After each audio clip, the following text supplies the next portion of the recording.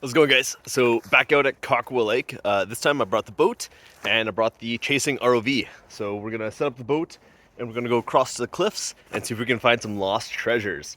I do have another product I want to test out. It's a new pump for the boat, and yeah, we'll see if it works. It should be great. Should be small, quiet, and light. And that's kind of the main purpose of today's video, honestly. Test out that new piece of equipment. And yeah, looks like it's turned out to be a nice day. It was raining on my way here, but it looks like it's pretty nice now. Some snow up in the mountains though, so it's not exactly the warmest. All right, so let's go set up the boat. I'll tell you about this new pump and we'll get in the water and find some treasure. All right, so this is the pump. This is the Dolphin model from OutdoorMaster. And ideally this is a stand-up paddleboard pump, but for me, the boat actually has the exact same fittings as a stand-up paddleboard. So it'll work the exact same. Has a maximum PSI range of 20 PSI. This is only 3.6 for the boat, so that's more than enough. And it's super small and lightweight. I just plug it into my battery pack here, turn that on. So having a pump to do it makes this so much faster. So let's let it do its work and I'll come back in a couple minutes. So no one likes ads in the middle of a video, and I totally get it. That's why anytime I have a product that I'm testing out, I like to ask them if I can give one away as well. All right, so quick little rundown of the Dolphin model SUP paddleboard inflator from OutdoorMaster. This thing's pretty simple, lightweight. It's 1.9 pounds. You plug this into your cigarette lighter in your car, and it's just got the outwards thing here. You have the bar/PSI, so whatever you prefer, plus minus to set the pressure you would like, and then simply an on-off button. Super simple, straightforward, and on the top here it has your reading.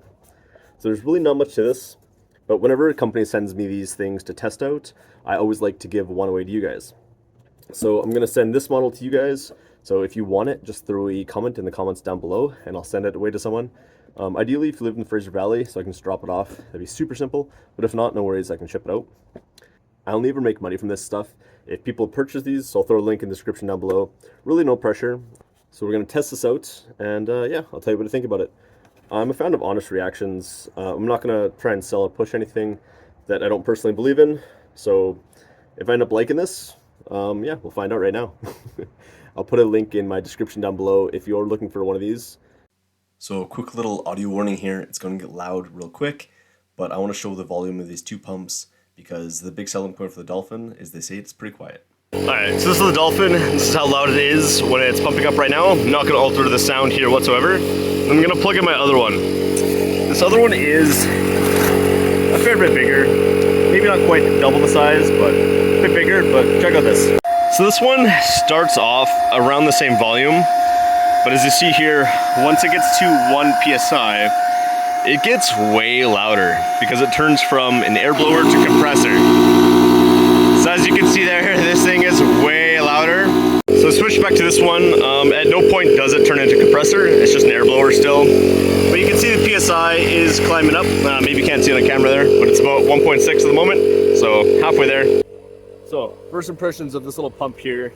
It is way quieter than my other one, but it is also way slower. It's not really meant for boats. It's meant for a paddleboard, but this is only requiring 3.6 PSI and a paddleboard. I think they vary, but I would say about 18 to 20 PSI. That might be a bit high, but they're gonna be a lot smaller than the boat. However, because they increase pressure, the volume of air inside is probably gonna be about the same. So this is gonna take a while to fill up. I think it estimated it takes about 15 minutes to do a paddleboard. It's really easy, but it is gonna take a little while. My other one takes about half the time to fill this boat up. So I'm kind of on the fence now. This pump is about half the cost. It is half the size, but it takes twice as long. So there's really nothing wrong with the pump, but that takes quite a while. I'm kind of an impatient person, so I'm not sure how I feel about it. So I hopped in the boat and it turned out to be a beautiful day. But again, let's start with the pump. I'll put a link in the description down below. My thoughts are it's cheaper, quieter, but a lot slower. So depending on where you value your time and money, it might be a perfect item for you. Alright, so we made it over to the spot. There's a cliff here, There's a rope swing right there, and then there's another cliff just a little ways away. And I'm pretty sure there's an Apple Watch here at least. A couple years ago, someone reached out to me, but we weren't able to actually get here because they closed this road off. So boat access is pretty much the only way now, unless you want to walk a couple kilometers.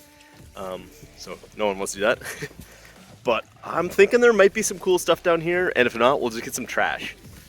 So we got the Chasing ROV, and if there's tons and tons of stuff, I have my wetsuit in the car, so I'll go suit up in a bit. But yeah, it's gorgeous out. You gotta look at this mountain here.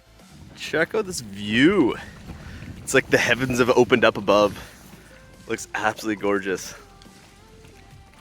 Anyways, let's get the ROV in the water and hopefully we can find some cool stuff. So this ROV from Chasing is pretty cool, and I haven't made too much content out of it, but I've used it a few times now, and it's lots of fun. It can go down to 100 meters, which is far deeper than I can go scuba diving, and way deeper than I can go free diving. This lake, Kakwa, actually is a little shallower than I thought. It's only about 45 feet in the very middle. So I thought this lake was actually way deeper than that, just because of the size of it, but I was pretty surprised. So in this case, this lake is probably not the best for this ROV, because I can easily dive 45 feet, both scuba and free diving. But it was kind of a fun thing to use here anyway. The first thing I found was this fishing rod holder, and then I started finding other stuff, smaller stuff like this hairband that was like wedged deep in these rocks here. It was actually really tricky to try to get out. It's just so small to get this big claw on it. So it's pretty tricky here. And in a second here, you'll see me, I almost get this wedged between the rocks.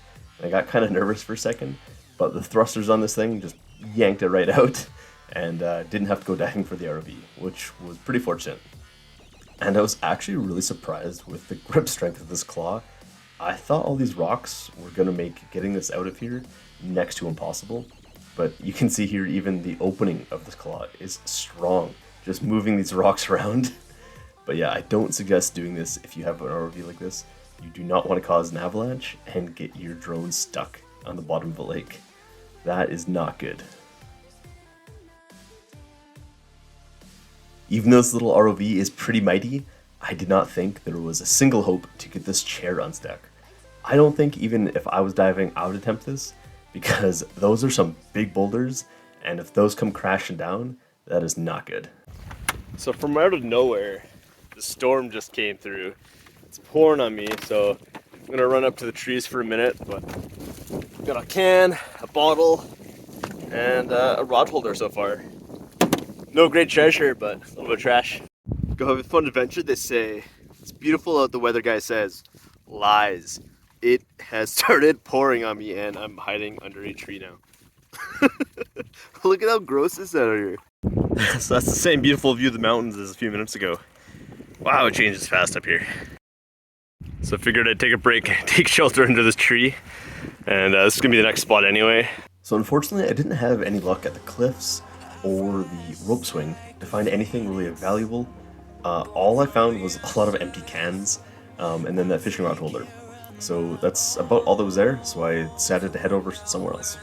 Alright, so back to blue sky. Picked up a bunch of cans there, and we're at another spot, and I've been told there's a GoPro somewhere down here. But the description was pretty big, so let's see what's down there. So this spot was even shallower than the last spot, so it really didn't make the most sense to use the ROV here, but it was really fun to cruise around and look at the bottom. I'm definitely going to come back here more with my dive gear, just because I can go a lot farther and just see more. My field of view isn't as restricted as with this ROV here. It's basically straightforward. I can't tilt my head side to side, but yeah, it's still really fun, and I started finding a couple more things. Nothing wild, but a couple things out of the water nonetheless. And I found piloting this thing when there's not a bunch of boulders kind of blocking everything in is much easier. A soft bottom like this allows the claw to kind of go through it and grips whatever item I'm trying to grab, making my job as the pilot of this ROV so much easier. I kind of thought there was going to be something attached to the other end of that clip, but no, and I just kept finding more cans, so more trash out of the water, but this really wasn't a great spot to find some treasure like I was hoping it was going to be. I felt like most people probably wouldn't want to watch me pull out cans all day long, so as normal I just put a couple clips in here, but pretty much for the entire battery life of the RV today, I was just pulling out cans. Alright, so just packed up the boat now, and I thought I'd show you guys what we got today. We got 16 cans and bottles, got a rod holder. It's seen better days. So probably just gonna toss this, or maybe I'll throw it on the top of the garbage can. Somebody might want to clean it up, but it's pretty old. And then we have 2 downrigger clips. So these are the things that you attach your lure on when you're using the downrigger. Then when you set the hook, the line comes out of here. Yeah, so it's kind of interesting. I found 2 of those. This little guy was actually wrapped around a log, or a deadhead, whatever you want to call it, underwater.